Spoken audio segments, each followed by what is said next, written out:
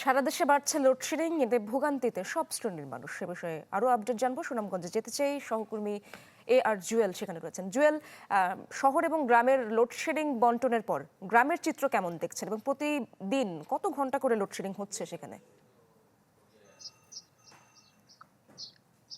Load shedding এর চিত্র শহরের চেয়ে গ্রামে একটু বেশি। সেটা যদি বলি, সুনামগঞ্জ হাওর অঞ্চলের পুরো এলাকার যে গ্রামের চিত্র সেটি কিন্তু আসলে খুবই দুর্বিষহ। আমরা দেখেছি প্রত্যেকটি উপজেলায় যে গ্রামাঞ্চল আছে সেখানে বেশিরভাগ সময় বিদ্যুৎ থাকে না, এমন অভিযোগ গ্রামাঞ্চলের মানুষের।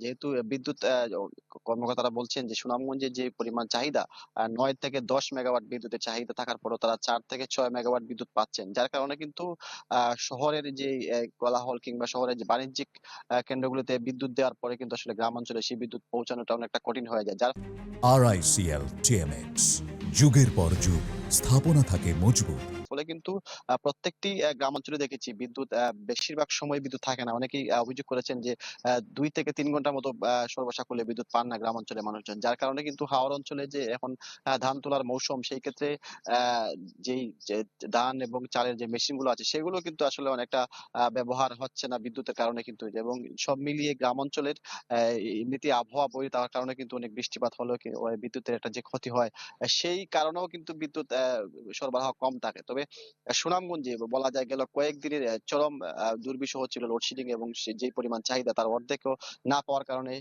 বিদ্যুৎ সরবরাহ অনেকটা কষ্টসাধ্য হয়েছে। এবং আজকে তথ্য যদি বলি, আজকে যেহেতু আবহাওয়া খারাপ, যার কারণে কিন্তু গরম কম থাকার কারণে হয়তো লোডশেডিংটা কিছু কম আছে। বিদ্যুৎ কর্মকর্তা জানিয়েছেন যে আজকে চাহিদার এবং বরাদ্দের কিছুটা ঘাটতি কম আছে। তবে গেল কয়েকদিন কিন্তু দুর্বিষহ অবস্থা ছিল সুনামগঞ্জ শহর থেকে পুরো গ্রামের অঞ্চলে। ধন্যবাদ আপনাকে জুয়েল।